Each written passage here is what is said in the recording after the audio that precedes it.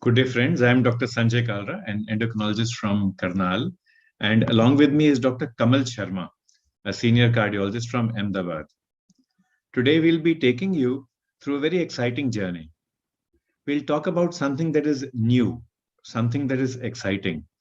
We'll talk about a new drug that can be used to counteract or to fight an old foe, something that we are all too familiar with in the medicine OPD, in the cardiology OPD and indoor, and also in the endocrinology and diabetes OPD.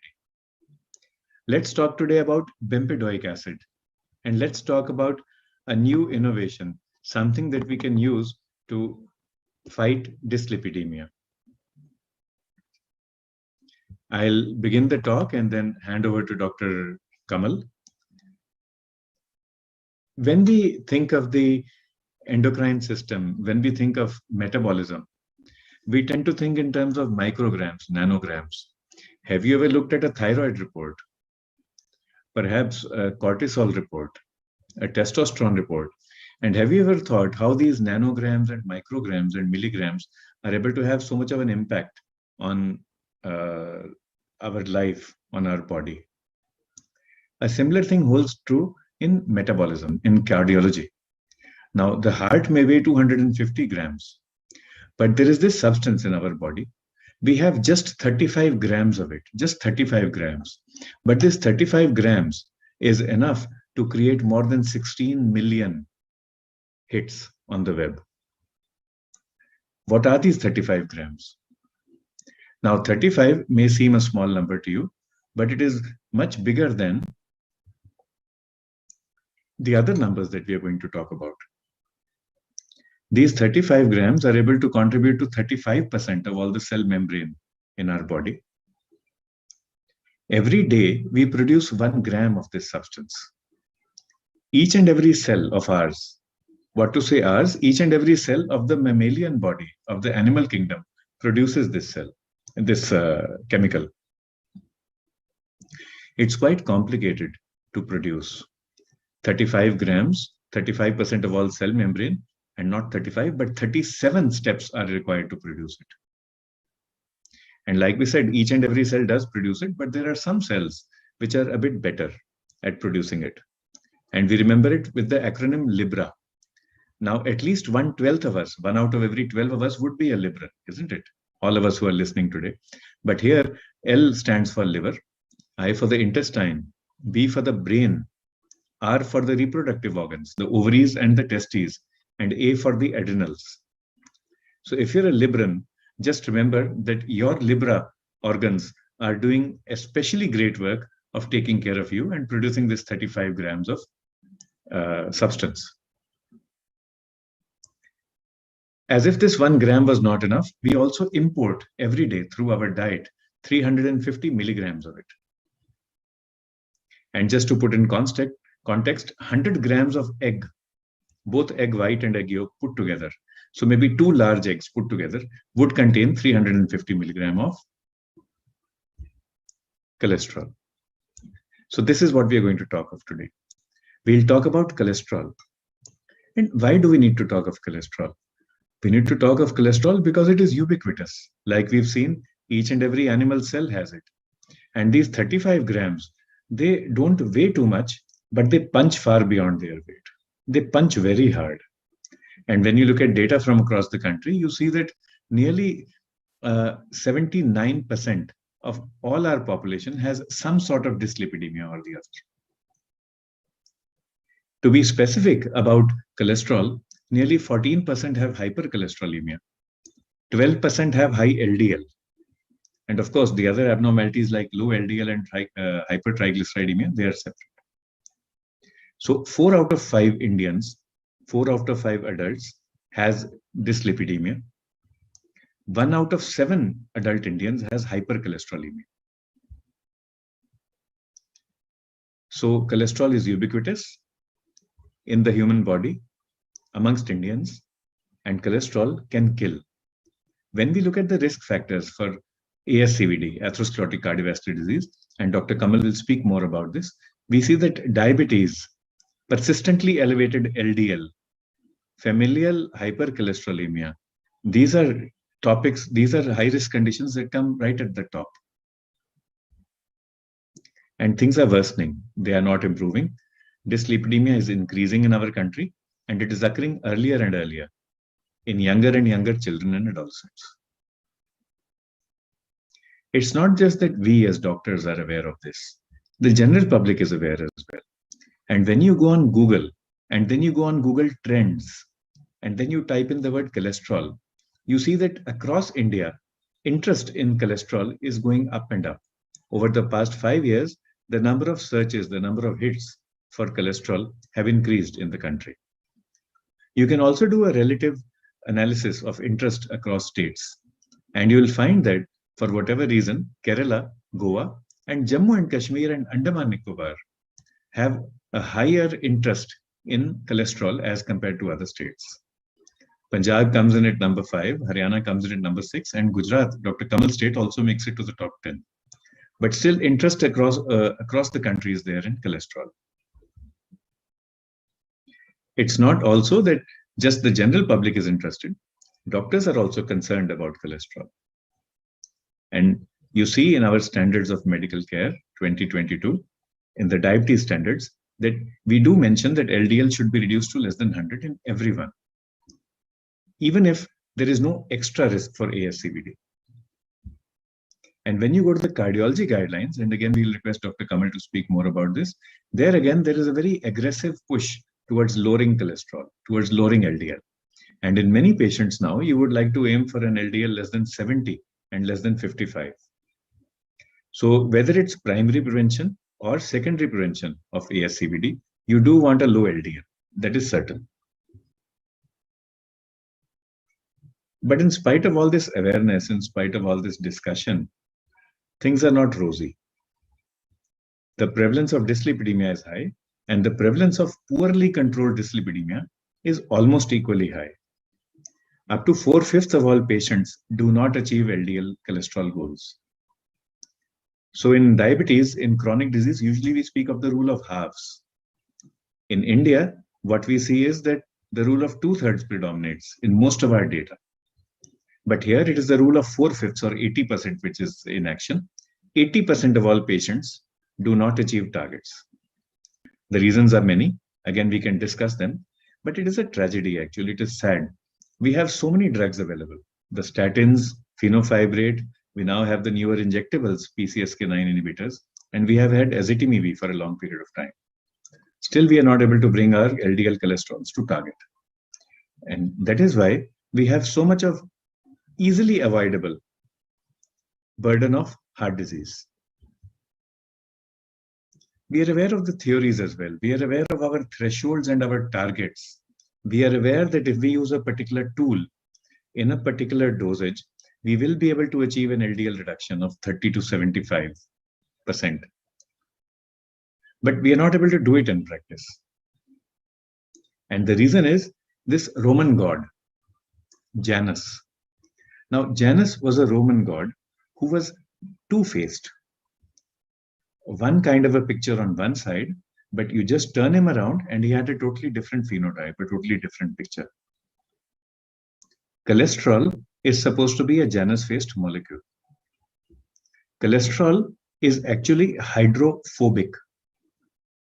So that is why it needs lipoproteins to travel in. The fact that it is hydrophobic allows it to become part of a cell membrane. It provides strength to the cell membrane.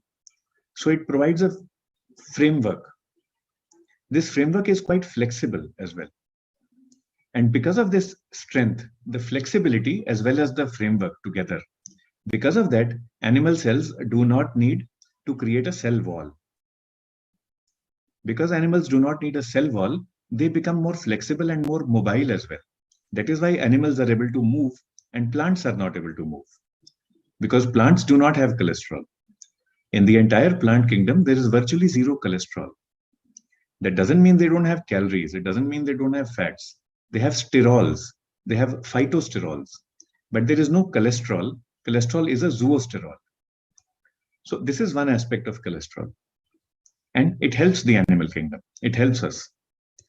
But the problem is that supposing this cholesterol goes and gets deposited outside the cell membrane, let us say our serum concentration goes up and it ends up getting deposited on the endothelium of the artery.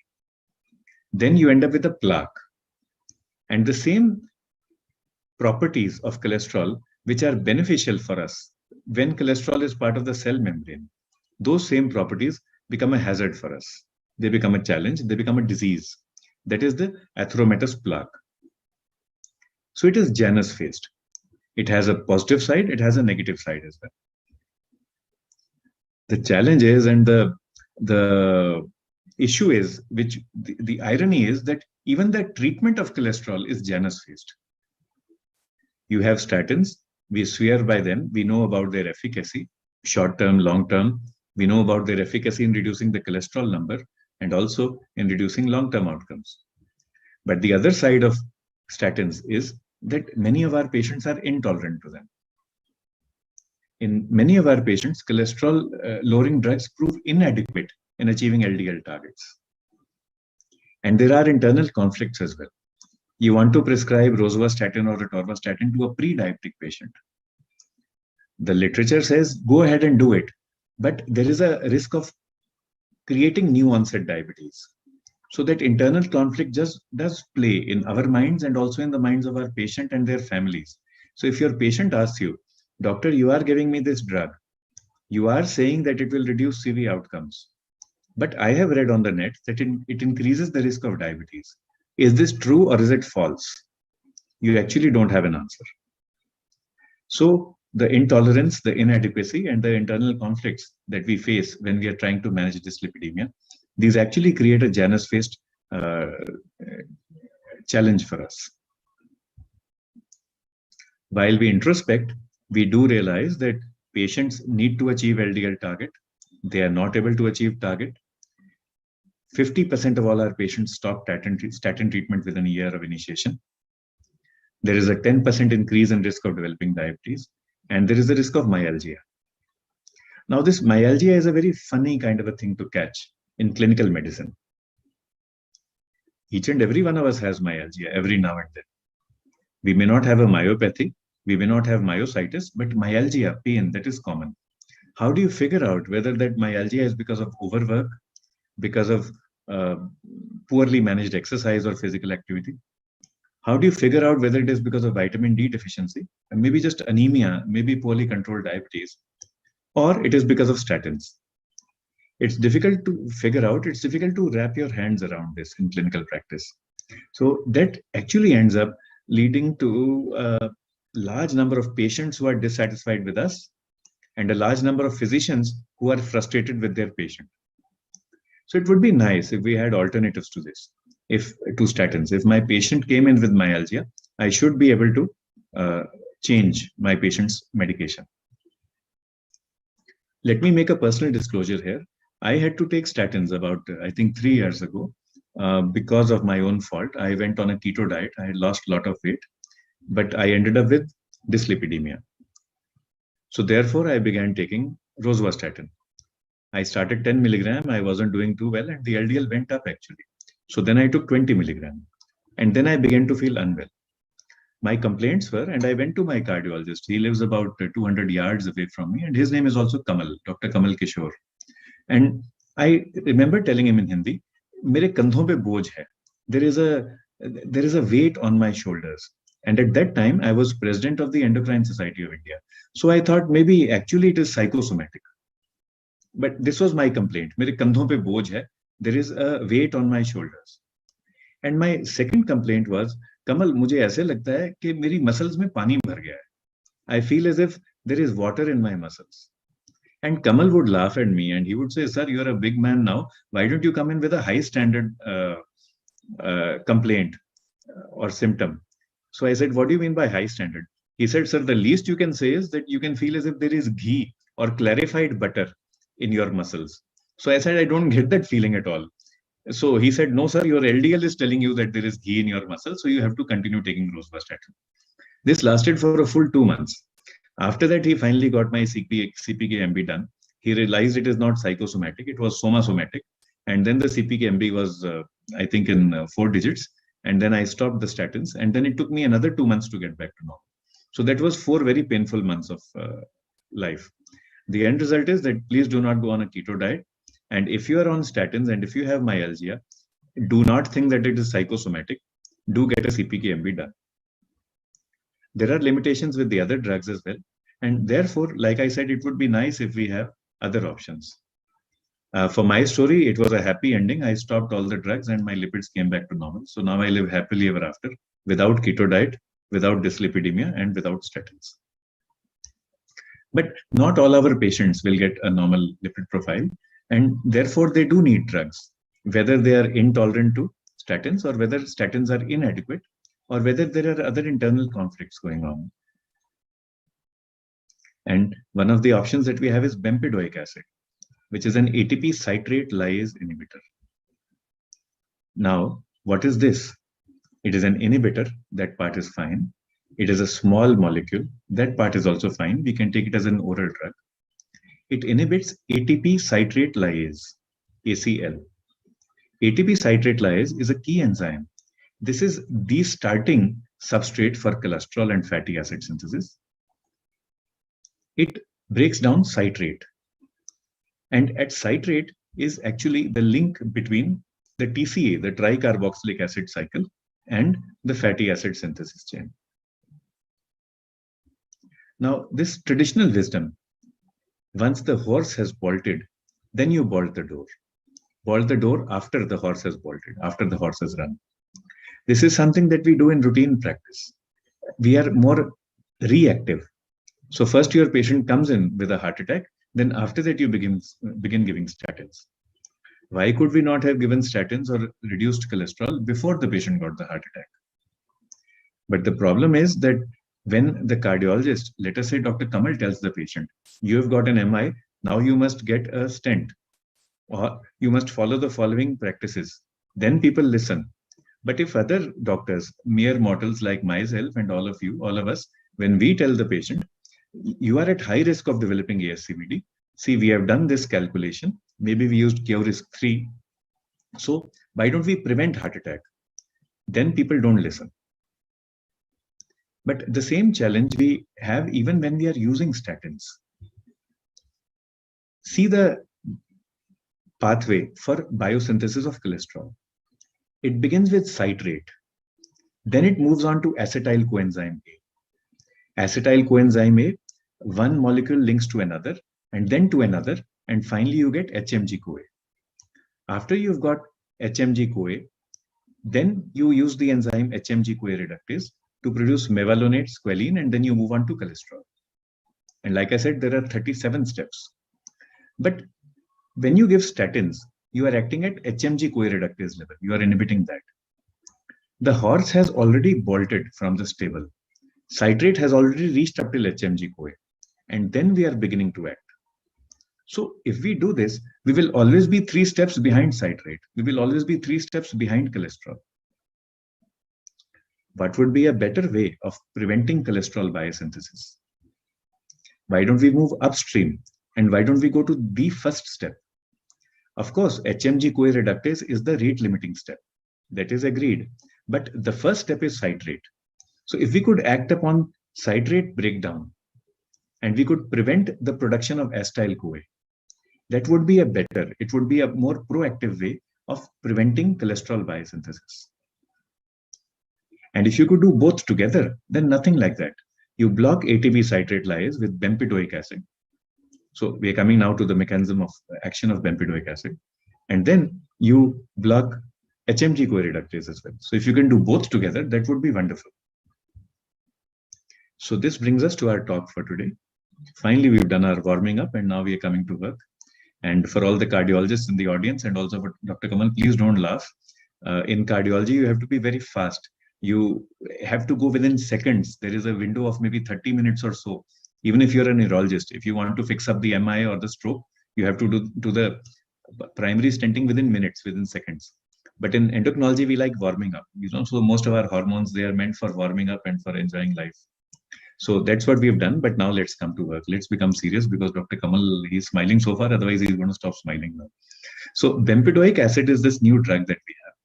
It acts upon the same cholesterol biosynthesis pathway as statins do, because there is only one biosynthesis pathway for the first 17 steps. It's only after that that you have two different pathways. But bempedoic acid is able to target an enzyme upstream of HMG-CoA reductase. Like we've shown, it targets the first step. It targets the breakdown of citrate to acetyl-CoA. It also upregulates the LDL receptors. So it encourages LDL scavenging. So LDL that is roaming around in the blood can be scavenged, or it can be taken up by the LDL receptors, and it can be recycled more efficiently. All this occurs in the liver. It can occur in the muscle as well. So normally it does occur in the muscle. But the point here is that bempedoic acid is not an active drug. It is a prodrug. To be converted into an active drug, it needs another enzyme, ASCVLI. And this enzyme is not available in the skeletal muscle. So that is why bempedoic acid acts more on the liver, while statins act upon the liver and the skeletal muscle. And this may be a reason why bempedoic acid is associated with less myalgia, less muscle symptoms. So it is muscle friendly. The other issue is that it is glucose friendly, metabolism friendly, because it acts upon an enzyme known as AMP kinase. AMP kinase is in the mitochondria. AMP kinase is the enzyme which actually kickstarts your mitochondria and keeps them in fourth gear, in fifth gear, and sixth gear. It also is activated by many glucose-lowering drugs. And AMP kinase activation is one of the mechanisms of action, direct or indirect, of almost all the modern glucose-lowering drugs that we use. Bempedoic acid is actually able to activate AMP kinase. And in this way, it is able to suppress hepatic glucose production. Hepatic glucose production, gluconeogenesis, is what causes the fasting hyperglycemia in patients with diabetes. And lo and behold, when the studies were analyzed for bempedoic acid, it was found that bempedoic acid was able to significantly lower HbA1c at week 12 in persons with diabetes and also in persons with pre-diabetes. So a 0.2 placebo-adjusted change in HbA1c at 12 weeks. So far we had been struggling with statins increasing glucose. And now we have a cholesterol-lowering drug which is able to reduce glucose as well. So this is the long-term safety of bempedoic acid. Of course, it reduces LDL by over 20%. Certainly, according to meta-analysis, it reduces CV outcomes. This is also statistically significant, though the dedicated CVOT is yet to be reported. But apart from the cardiac outcomes, it also improves glucose outcomes. It reduces the onset of diabetes or the worsening of diabetes.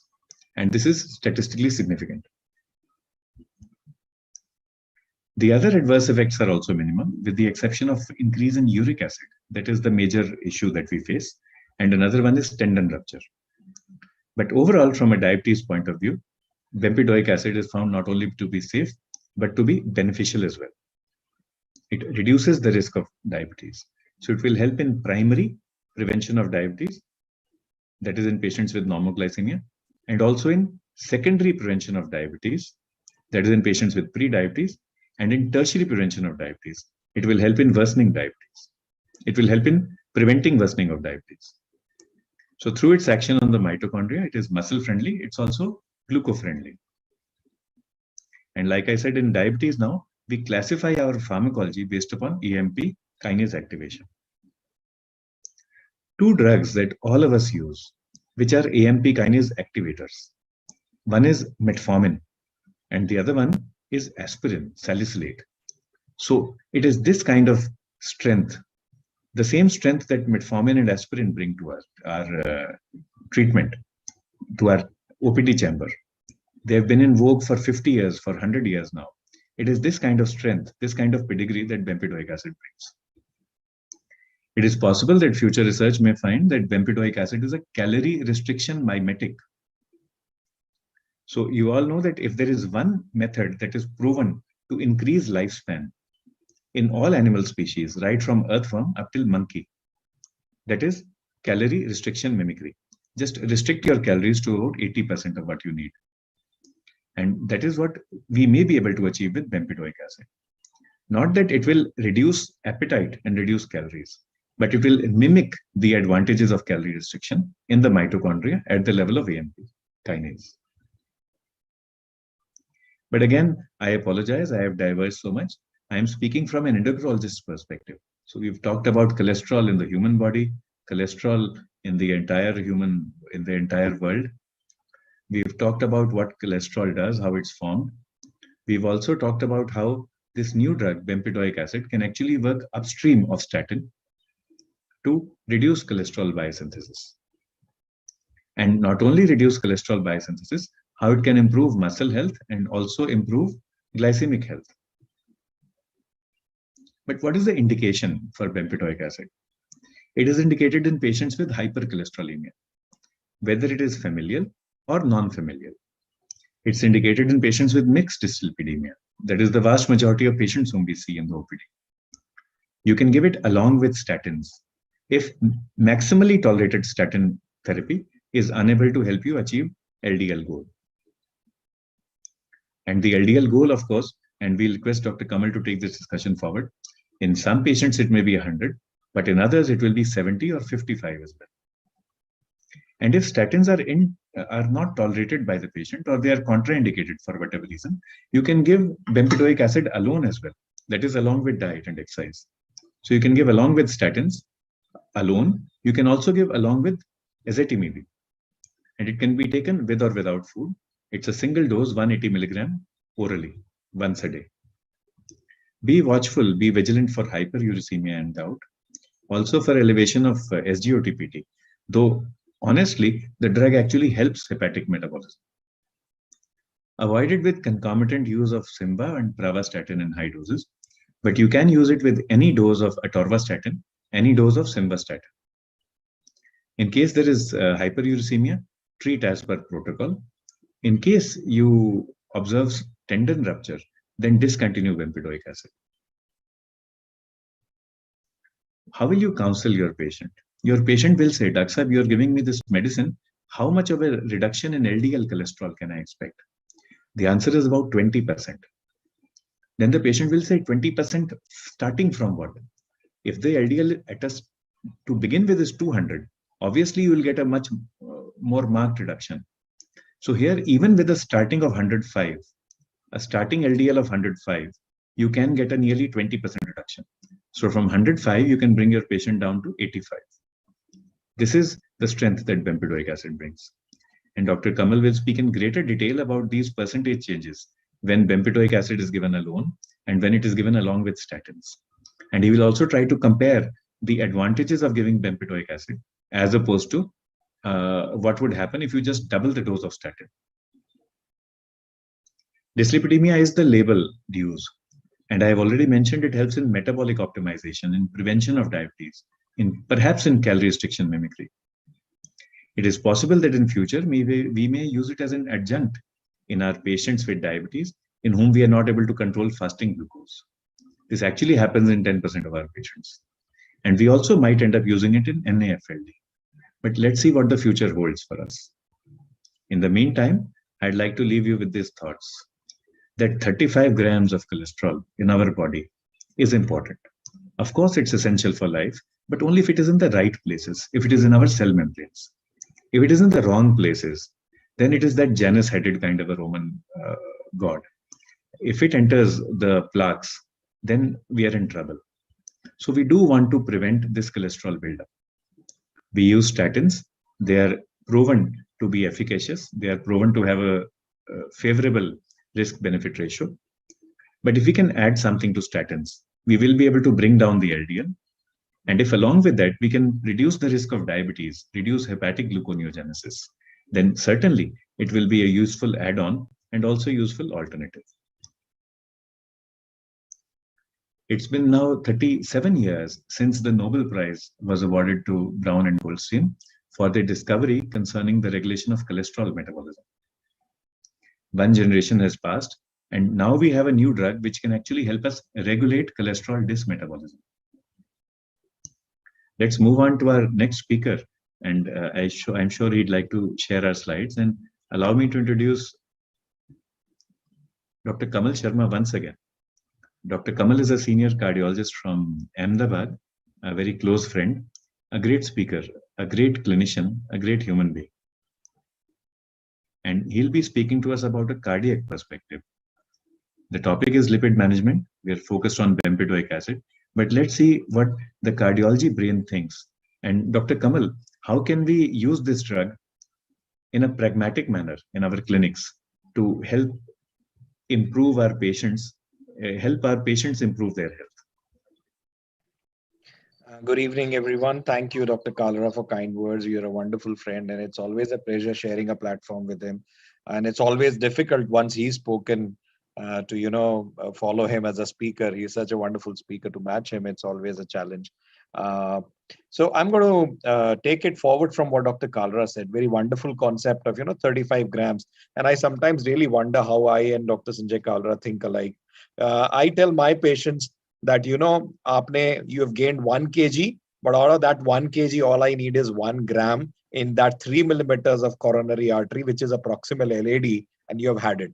So the other analogy is something that Dr. Kalra shared today. It's just 35 grams, and at the wrong place, the dual phase, and you end up on the wrong side. So that's such an important aspect how lipid management should be. And it's not just about what you eat in terms of totality or what kgs you gain, but where you gain and what it is kind of is going to be the matter of life and death, as he very fantastically covered in his talk. So I'm going to take the cardiovascular aspect, and I think there are no doubts left about the metabolism and the diabetic aspect that Dr. Kalra shared, including his own example. And I think it's very common that we find such kind of examples in our day-to-day practice. Multiple symptoms and new onset of diabetes. If you were to Google it, you'll find a lot of literature on new onset NOD, as it was called, with statins. And I think that's one frontier that people were struggling. And people had the choice of ezetimibe, which alone has no effect at all. It's as good as or as bad as a placebo when you're looking ezetimibe alone without statin in managing lipids. Barring, say, cytosterolemia, which is one indication where you can use ezetimibe. Otherwise, there is no place for it. So Dr. Kalra has covered a lot of aspects of what I'm going to touch upon, but I think revision is going to help you out in memorizing it without going through the literature per se. A lot of studies have shown that high cholesterol is present in 1/3 of urban and 1/5 of rural India. And Dr. Kalra mentioned that its incidence can as high as more than every alternate patients, and 80% actually not achieving the goal. The most common dyslipidemia is borderline HDL and low borderline high LDL, low HDL, and high TG. This is classical Indian lipid profile. And statins have been used in these group of patients, and established benefits of reducing LDL and CV events has been shown. And people have talked about non-statin based therapies, how they help in achieving CV outcome reduction. People have talked about yoga, pranayams, lifestyle modifications, how even they, and dietary changes, how they, irrespective of how you attain a lower LDL, you actually reduce CV events. So it's very well established and more robustly established that lowering LDL is more important, including reduction in CV events. And then, of course, you have standard as the statin, which comes as a pharmacotherapy as the baseline. But ahead of that, the dyslipidemia management itself, irrespective of how you attain, has been very clearly established both in primary prevention as well as in secondary prevention. So there are considerable number of statin-treated patients who don't achieve the LDL goal, and these need to be given some other non-statin therapy for achieving the same. Now, only 23% of ASCVD patients are on high intensity statin. So, I mean, if you are wondering why they don't achieve, a lot of problem lies at the end of the physicians themselves. And this is from America. We are not talking about the third world Africa. We are talking about substantial underuse, even in high educated doctors who actually are supposed to getting their accreditation done every year. How they are updated or not updated, they have to undergo accreditation in US if you're a prescriber of a statin. And even in that subgroup of population, this is from Jack as recent as 2022 by Nelson's paper, in 6 lakh patients who had ASCVD in 2019, only 23% patients were on high dose statins, which is the recommended guideline. So you have huge amount of patients who are either as the highest 50% were not on statins. Even among patients with MI,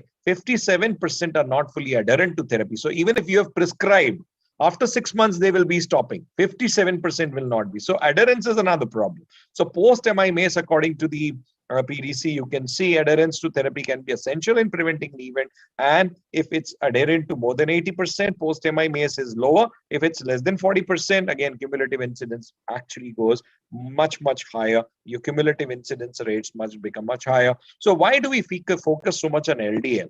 How can we actually best achieve our LDL reduction goals? Now, if you were to plot all the trials on the x-axis and event rate on y-axis, you will see that the mean LDL achieved in these trials and the event rate would actually be a line, a horizontal line. And the higher was the mean LDL treatment, higher was the event rate for, say, example, 4S trial.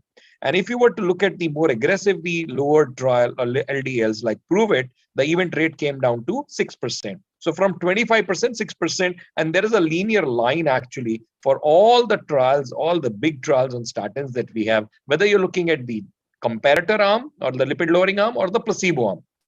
Across this group, there is a linear correlation. So there is no doubt as to whether what kind of therapy was used, but irrespective of that, whatever LDL was achieved did have a linear correlation with the event rate. And if you were to, imagine this line extrapolated to touch 0% event rate, you would know that the secondary prevention comes down to LDL as less than LDL as lower as 39 milligram per deciliter. And for primary prevention, it comes down to something like 59.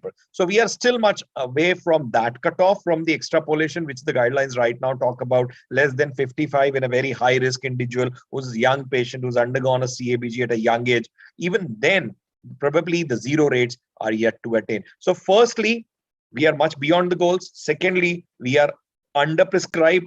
Thirdly, they are under-adherent. So there's a huge scope, as Dr. Kalra mentioned, almost 80% of the patients are either undertreated or not taking the therapy and hence are not meeting the guideline goals. So 2018 AHA-ACC multi-special society guideline along with the EAC published within the 9 months of each of their publication, both have reflected with newer evidence of lipid management of ASCVD reduction, and both emphasize that LDL should be the primary therapy for the concept of LDL lowering. Lower LDL-C is better for the highest subgroup, and both guidelines now recommend reassessment of the risk in both primary and secondary prevention to identify patients who are most likely to benefit in the long term with the therapies of lipid lowering treatment. So some important substantive differences, however, do exist. And the guidelines in the America, they recommend intensive statin therapy based on the level of ASCVD.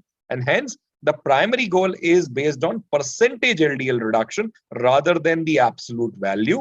And LDL-C threshold hence includes clinical decision making for addition of non-statin therapy in patients with clinical ASCVD on top of maximal tolerated statin dosages. So LDL-C thresholds are not provided for primary prevention, which is the big problem in terms of what European Heart Journal has published, because they believe that both specific percentage as well as absolute values are more important to attain a good low risk in post-therapeutic, post-ACS therapy in both primary as well as secondary prevention. So what are the therapies? Dr. Kalra has mentioned fantastically all the therapies that can actually be touched upon. So both of them are they are recommending lifestyle modification, and they both emphasize on clinician-patient risk discussion. As Dr. Kalra mentioned, you need to probably be sharing that the new onset diabetes after the statin can be as high as 7 to 9%, and this hence becomes a shared decision to take. So the statin therapy should be recommended as first line. There is no doubt about it. But again, you'll have to look at the clinician and patient risk discussion. High intensity statin therapy for patients at high risk, we would be targeting from a baseline of 50% reduction. So if a patient has come with, say, LDL of 100, you will not stop at 70, you'll have to go to 50. Moderate intensity statin therapy would be targeting 30% reduction in other statin group patients who are not at high risk. So both they recommend ezetimibe as second line therapy who are either statin intolerant for the high doses or have not achieved desired LDL on maximally tolerated statin therapies. Now, there is a score called SCORE, which you calculate. And in the Europe, that's how they talk about that. You calculate what cutoff you will try to achieve based on the score. So score is an easily available app and as well as available online. If the score is less than 1%, then you can be very well be okay with LDL of up to 116. But for somebody whose score is between 1 to 5%, and these include young patients, including type 1 diabetes less than 35 or type 2 diabetic less than 50, which would, as Dr. Kalra mentioned, 1/3 of the Indian adult population with diabetes, even if it's less than 10 years duration. These are moderate risk patients, and hence every diabetic for that matter should be targeted to achieve an LDL below 100. If your score scores between 5 to 10, these category patients would fall into high risk, and hence they would have to be targeted to 70. And if the ASCVD risk or score scores more than 10, if they have FH or family history of ASCVD with other major risk factor, or they have CKD with EGFR less than 30, or diabetes with target organ damage, or early onset of type 1 diabetes of more than 20 years, then the target is 55. And hence these guidelines, the Europe actually very robustly now talk about not only 50% from the baseline, but also absolute values. So recommendation based on similar concept and principles are in broad agreement with regards to the key issues. Differences in classification of risk group threshold for treatment and treatment targets, either percentage or absolute for non-statin therapies or absolute LDL level, and approaches to recommending the drug classes. The FDA, though, however, has approved adjunct to diet and maximally tolerated statins for adults for the familial hypercholesterolemia or ASCVD who require additional lowering. Guidance is needed for use of bempedoic acid in high-risk patient. This is from the JAC now in 2019. It's already beyond 3 years now, where Scott had mentioned it in its publication, which has talked about. So nobody was talking it in India because it was not available. And now with the availability, we have opened a new horizon and a foray to manage the same. This is a slide which is repeat of Dr. Kalra's slide. We all know how they work. But what I'm trying to focus about and the therapies that we have is beyond the HMG-CoA reductase, bile sequestrants, cholesterol absorption inhibitor, dietary supplements, fibrates, and PCSK9. We all know that these therapies, before the horizon broke with the bempedoic acid in India, the moderate intensity actually allowed LDL lowering only by 30% and high intensity by 50. And when you add ezetimibe, it goes down to 65. PCSK9 with high intensity with ezetimibe still will leave around 50% or 85% reduction, but still they will have substantial risk if this is a patient of familial hypercholesterolemia. I have a lot of patients who come with dyslipidemia with one vessel, and it's a protocol in my lab that you get a lipid profile to all of them done. With the Simon-Broom criteria, even if you are not getting an enzyme or a genetic analysis done for dyslipidemia, if you find an LDL which is more than 190, or especially to be more precise, more than 212, you're definitely dealing with a patient of familial hyperlipidemia. And these patients are not going to be managed enough by the high intensity statin alone. Even ezetimibe, for example, I have a patient whose LDL remains in the range of 400. If he, even despite he's being on ezetimibe and high intensity statin, and he cannot afford a PCSK9. We have added this patient already on bempedoic acid, and I'm waiting for the fantastic improvements that I'm anticipating in his case. So the limitations of the current therapy are 31 to 49% patients do not achieve LDL-C goals with current lipid. Patients with very high LDL or very high risk of extreme global CV risk need additional lipid lowering to optimize the risk of their improvement in the lipid profile. Statins, with more than 50% of the patients, they will stop within 1 year, and they are associated, as I said, from 9 to 13% increase of risk of developing new onset diabetes.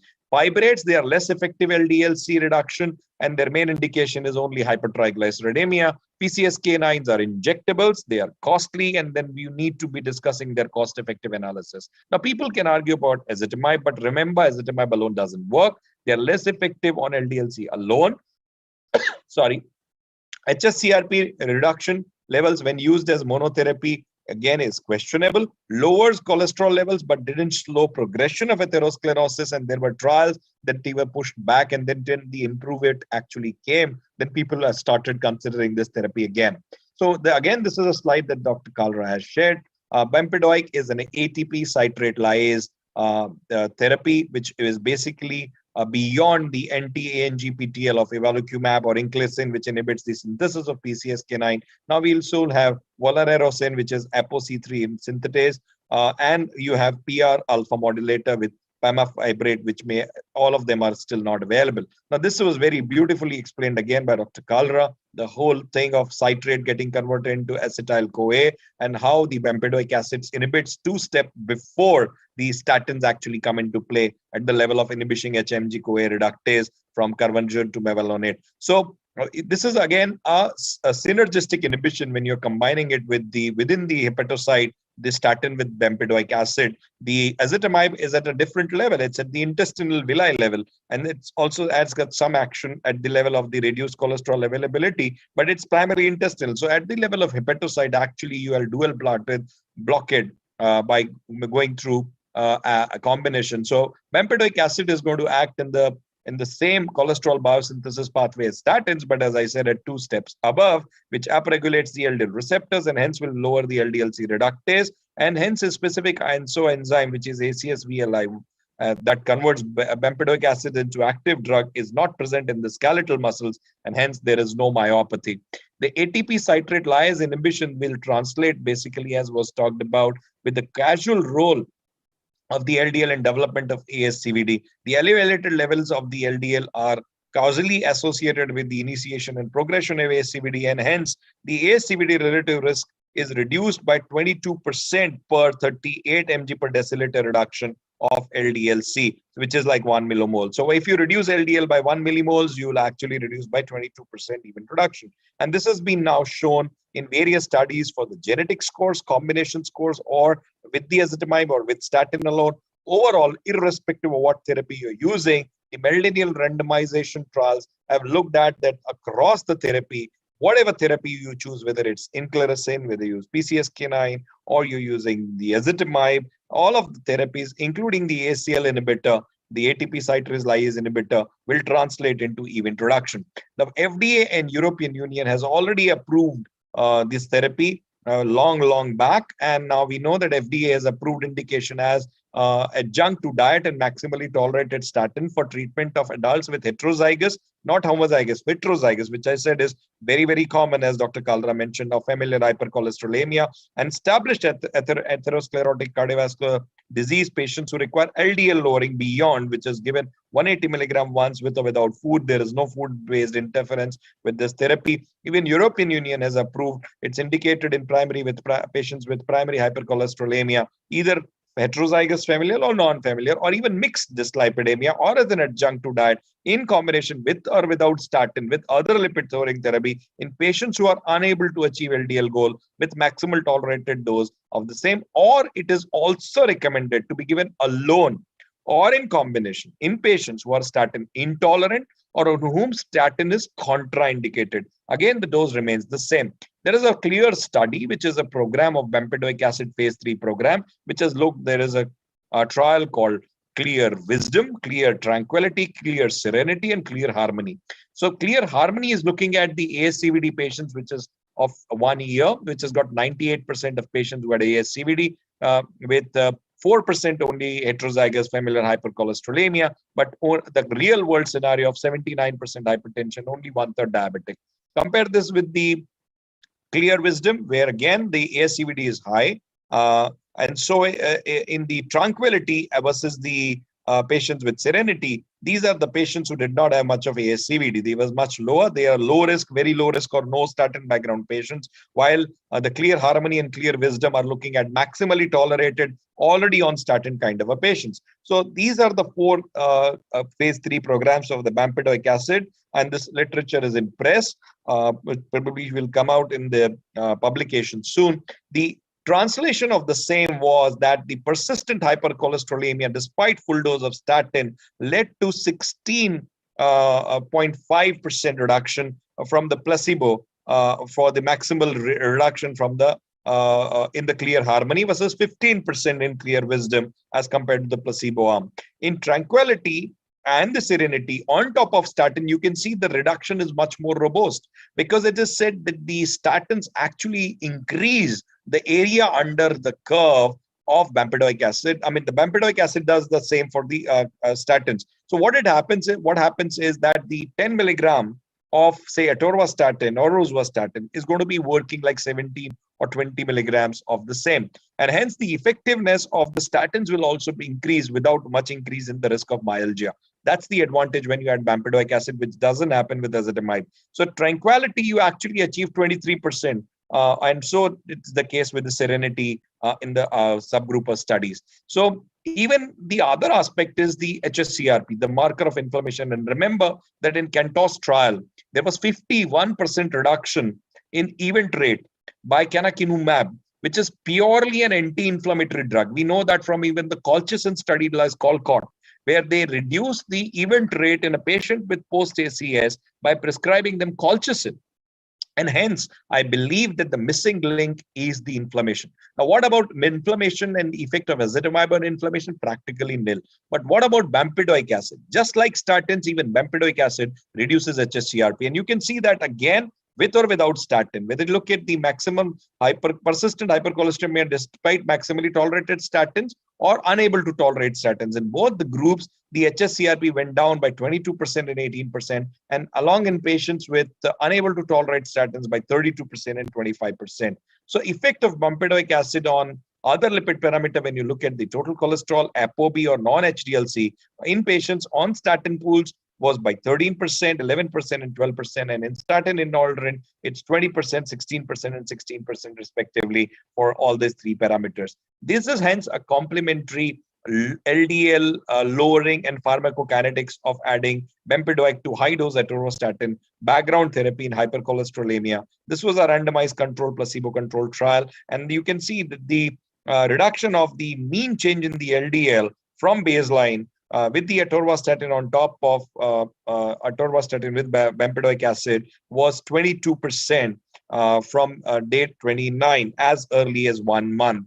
So pooled analysis of phase 4 phase 3 pivotal trials, which looked at the adverse events of this special interest, they found out that the hyperuricemia, though, was slightly more common. But remember, the incidence is only 1.7%, which is like less than 2%. 2% of patients can come with hyperuricemia. This is actually much lesser with the incidence of hyperuricemia in patients on diuretic therapy as an antihypertensive.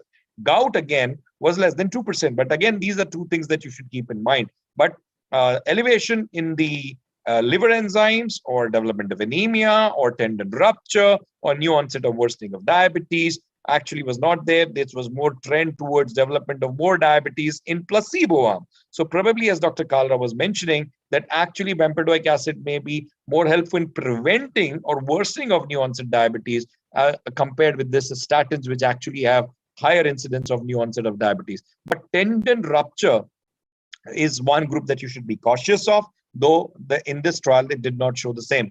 In Clear Outcomes, which is a global CVOT trial, which has randomized to 180 versus placebo with the enrollment of approximately 14,000 patients across 32 countries. We had a lot of sites in India, actually nearly 50 sites in India, which are enrolling patients to this study, which have enrolled patients to this study, and we may soon have the outcomes published to the same. So enrollment is already completed way back, and now the ongoing follow-up is only ongoing. And the outcomes of the baseline characteristics, when you look, there are 42% diabetics, 65 years is the mean age. They are BMI on the obesity side, and their HSCRP is not that bad, 2.3. And still, we are very optimistic about reduction in the benefits. And remember, these are the patients, even 11% of these patients already had ezetimibe. You already had high-dose statins in these patients in almost 22%. So even 0.6 patients were on PCSK9. So this is the real world scenario kind of a situation. And then hence, we would be having a wonderful deliberation in the terms of the outcomes that may have for the trial. So precaution is only thing that we need to know while using is that you should assess a uric acid. There is no issue with the renal or hepatic impairment, irrespective of EGFR or in patients with hepatic, unless it's child PUGS class C, which there is no study. It doesn't harm, but there's no study. In patients who are more than 60, taking steroids and fluoroquinolone with renal failure with history of tendon rupture is where you should be just cautious. Even so, you should be cautious with hyperuricemia. But patients who are already having history of tendon rupture, that's one group there you can actually be more cautious and not give it. Again, patients on pitavastatin, pravastatin, or simvastatin, which nobody uses now, you should avoid bempedoic acid, and you should consider lowering or switching to other statin. Pregnancy and breastfeeding, again, is not studied. So basically, bempedoic is a novel lipid-lowering drug with unique mechanism of action. It reduces LDL-C in wide variety of hypercholesterolemia, including patients with ASCVD, type 2 diabetes, elevated blood pressure, including elevated and normal triglyceride concentration. And in all studies, bempedoic acid has shown to reduce even HSCRP, which is a marker of inflammation. Bempedoic acid has additive effect upon LDL-C when combined with existing therapies, even like ezetimibe or statins. Thank you very much for patient hearing. Over to Dr. Kalra. Thank you so much, Dr. Kamal Sharma and Dr. Sanjay Kalra, for this wonderful deliberation on bempedoic acid, a new frontier in lipid management. And thank you so much for giving a two different perspective, from endocrinology perspective and the cardiology perspective. So as per the agenda now, we will have a question answer session. So I would be sharing the question that I'm getting from the viewers on a different link. So the first question that we have is from Dr. Atul Luthra from Gurgaon. He asks for the diagnosis of statin-induced myalgia, what should we check, CPK, MB, or CPK? So I think Dr. Kamal Sharma can answer this question. Yeah, so statin-induced myalgia, you don't need anything. It's just a symptom. Your markers will come normal. It's only myositis, or it is rhabdomyolysis, the other extreme. So myalgias, a lot of these patients, they'll come of fatigue, cramps, night cramps, heaviness, vague kind of symptoms, sar dard hota hai, thakan lagti hai, vague symptoms. And they will not have any elevation in CPK total or LDH or SGOT or SGPT, whatever you do. So myalgias are very common. These are primarily symptoms without elevation. If you find elevation up to 3 times, you say myositis, and up to 10 times and beyond, if you have rhabdomyolysis, then if you find myoglobinuria, then that's the group that you'll suspect rhabdomyolysis. That's the other extreme. So it's a whole spectrum. So a lot of patients, majority of patients, 10 times of the patients who come with symptoms would be myalgia. And that's again a risk factor of ending up with rhabdomyolysis. So you need also to pick up these patients early. Don't neglect their fatigue as a hota hai kind of a symptom, and that subgroup you should be addressing without even looking at CPK total or the LDH for that matter. You should be able to, based on that symptom, reconsider maybe statins if they are not tolerating it. But again, the markers that you can do is LDH and CPK total, but that doesn't mean that you can rely on them as a marker ki ye isse nahi ho raha hai. A lot of these patients that will have this normal, and actually the statins would be responsible. I have a patient who even does not tolerate pitavastatin 1 milligram. So there are patients who would, and they are couples actually, husband and wife, and they both are badly dyslipidemic, are doctors' parents. So the doctor has referred to me, sir, iska kuch karo. I'm so happy that now I have a bempedoic acid and I can prescribe it to them. Thank you for that, sir. Next question is for Dr. Kalra. Dr. Pavan from Karnal is asking, what should be our diagnostic approach for type 1 diabetes? And the second question that's from the same doctor, is bempedoic acid safe in pregnancy? So two different questions for you, Dr. Kalra. Bempedoic acid is not safe in pregnancy, no data as of now. And also it is indicated in adults. So you can use above 18. So none of us has experience in children below 18. So let us see what the trials show in future.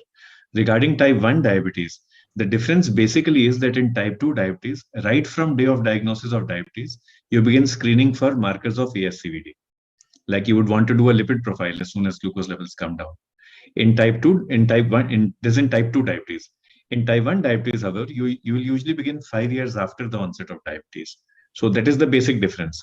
Once those 5 years are over, then you will treat both in the same manner.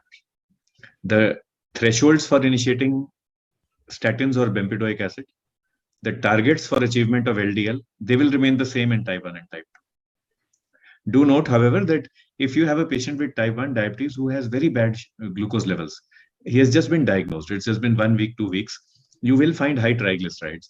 And it would be a good idea to wait for 6 weeks before doing that lipid profile. Just the first treatment is glycemic control. Give that to the patient, wait for 6 weeks, and then you move on with cardiac evaluation. Okay. Sir, again, the question is for you. Dr. Kalra, sir, how do you see bempedoic acid in diabetic and pre-diabetic patients? We see it very favorably. It is a drug that currently is approved as an add-on to statin or as an alternative to statin. And that is how we view it. Alternative to statin if statin is not tolerated as of now. But in future, it is possible that this tolerance to statin, our definition will expand. Right now, when we say intolerant to statin, we are just thinking of the way Dr. Luthra asked. Dr. Luthra is a leading physician from Gurgaon. So we just view in terms of myalgia, myositis, rhabdomyolysis. But intolerance to statin can also mean hyperglycemia. So it is possible that we begin viewing it that way. And a few months or a year from now, we begin viewing bempedoic acid as a first line therapy, as opposed to the second line that we're talking of, right? Okay. Next question is, I believe, for Dr. Kamal. Dr. Sharma, you have mentioned only 23% is patient on high statin. What, according to you, can be the reason? I think it's there is another paper in JACC which looks why.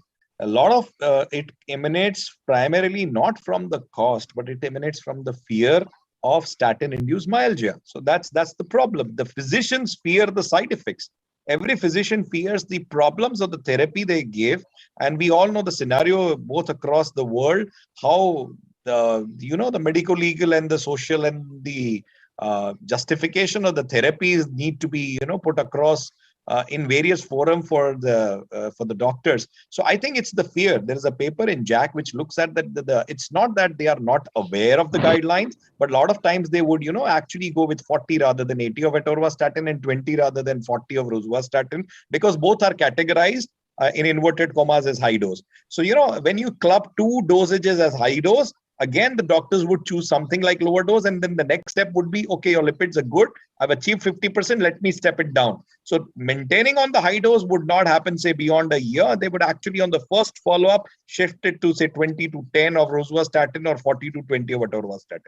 That's the biggest problem. Of course, there are multiple other factors: patient complaints, insurance, costs involved, side effects, etc., etc. But the primary problem is the side effect fear, which fears, and that's the reason I feel bempedoic will not have that problem. So another question is an interesting question, and anyways, we will seek the perspective of both of you. What should be my approach as a physician after statin? And what if my LDL-C is borderline high? Should we skip the statin considering the side effects of statin, especially in a young set of patients? So he wants to understand what if the borderline high patient's LDL is borderline high. Should we skip the statin? Yeah. If you remember what Dr. Kamal said, there is nothing like borderline high, because whatever the initial LDL level is, you do want to bring it down by 30 to 50%. So high is high. That much is very clear. You can talk to your patient in this way. There is a plaque. That plaque is dangerous. We need to stabilize it. So whether the LDL is borderline high, very high, not so high, to stabilize it, you have to give a statin. So that is a very clear message. If you don't want to stabilize that plaque, that is also up to you. But then just be aware that you are walking with a ticking time bomb in your arteries. And we have been able to do such and such an angiography. Maybe we know that there are 2 plaques or 6 or 8, but we did not do an angiography of the entire body. We did not do an intima media thickness of the entire body. So we really don't know how many time bombs you are walking with. So the statin is a must. If the statin is not able to, or it is expected that the statin will not be able to achieve the ideal target, then we can add bempedoic acid. Let us say, Dr. Kamal, let's take the numbers, and if you can give a practical aspect to what I'm saying theoretically now. Patient comes in with an LDL of 160. How much do you think rosuvastatin 20 milligram would be able to bring it down to? And if my patient's target is 70, then would it make sense to start bempedoic acid right from day one? Or should we allow the patient to go through that high cholesterol level for 6 months, 8 months, 12 months? Fantastic question. I'll first answer what Dr. Kalra has asked, and then I will add on some more aspects to the whole disease. Firstly, if your LDL is 160, if you give 40 milligram rosuvastatin, it will come down not more than 80. It will not reduce by more than 50%. So you will still be hanging around 80, half of the LDL value. Now, again, as I showed, most of the guidelines tell us that now you need to be looking at the numbers also, not the 50% reduction alone. So in a patient who's come with, say, an acute MI, my target would be 55. And in such group of patients, I would straight away be starting bempedoic acid along with it. That's what I do. Even when bempedoic was not there, I used to give ezetimibe. Now that I have a choice where I can actually target both inflammation with HSCRP, I would actually combine it with bempedoic acid. So that's a fantastic point that Dr. Kalra has raised. Now, secondly, again, he has mentioned there is nothing like borderline. Absolutely, there's nothing like borderline. We have a lot of two group of patients. One, what is called as MINOCA, myocardial infarction with normal coronary artery. You will have a lot of patients, you do blood test, troponin is positive, आपने angiography किया normal आया, आप भी उछल गए, patient भी उछल गया, अरे रे वो troponin गलत था. A lot of times you may actually have troponins reflecting, if it's really significantly high, representing myocardial infarction with normal coronary arteries. You're sitting on ticking time bombs. Again, there is a study that if you have a lot of plaques, okay, some lesion like 60%, 70%, 30%, which of these is 30%, 20%, which of these is most likely to rupture and cause MI? It's not that 80, 90%. It is actually somebody which is 20, 30%, which is having a thin cap, is more likely to rupture suddenly and cause a clot and cause an acute MI. So this is very clearly established. It is the thin cap fibrous atheromas which are more prone rather than a solidified 90%, 80% stable plaques which have got a thick cap and they are less likely to rupture. So MINOCA is one setup. So don't tell your patients, आपकी angiography normal है, just जाओ जलसा करो. Nobody tells it, but patients take it that way. कि हमारी angiography तो normal है, अब मुझे क्या जरूरत है सर, सब दवाई बंद कर दी. Counsel them that if you had a troponin positive, your angiogram is mild plaque. That plaque is actually looking mild from inside. There is something called as positive remodeling. If you were to go inside, do an imaging like IVUS and OCT, you'll see that these are big bulky plaques which are looking 10% would actually turn out like 50, 60%. You may still not need an angioplasty for it, but these are still prone. There have been examples, one of my fellow cardiologists from one of the in the city, he did an angiography of a patient whose angiography was reported under an inverted commas normal. And after 3 days, he came with an acute MI with 100% occluded arteries within 3 days. He ended up publishing this patient. But, these kind of scenarios can happen. This patient had symptoms, usko pain tha, troponins were elevated, and there was probably a plaque erosion, and hence angiography was clean. And 3 days afterwards, this eroded plaque might have developed a thrombus and developed an acute MI. So, one, don't just look at percentages. Again, Dr. Kalra said there is nothing like borderline. Third, MINOCA subgroup. And fourth, targets are absolute numbers also beyond the percentages that you're targeting, and hence there is a big role for lowering LDL beyond what you think. And there is one more aspect, when somebody may ask or may not ask it, I want to add, is the small dense LDL. If your TG upon HDL ratio is more than 3.5, suppose your TG, which is a classical Indian scenario, TG 150, LDL 30, TG by HDL is more than 5, 150 by 30 is 5. If your LDL is 100, this is small dense LDL of 100 is equivalent to working and behaving like 130, 150. If you were to otherwise have TG say of 150, HDL of 50, your ratio is less than 3.5, which is now 3. This 100 is actually large buoyant LDL of 100. So you may have a lot of patients in a typical lipid profile of HDL TG ratio, as I mentioned, with an absolute value of LDL not looking so bad, but these are having small dense LDL, which is more atherogenic. And these have been various studies which people have looked at in terms of small dells versus larger dense LDL, which was beyond the topic of 1 hour for discussion today. Maybe someday with Dr. Kalra chairing and Cadilla supporting, we'll have a whole symposium on that aspect as well. But these are the other subgroup of patients we should be looking at, the things beyond numbers.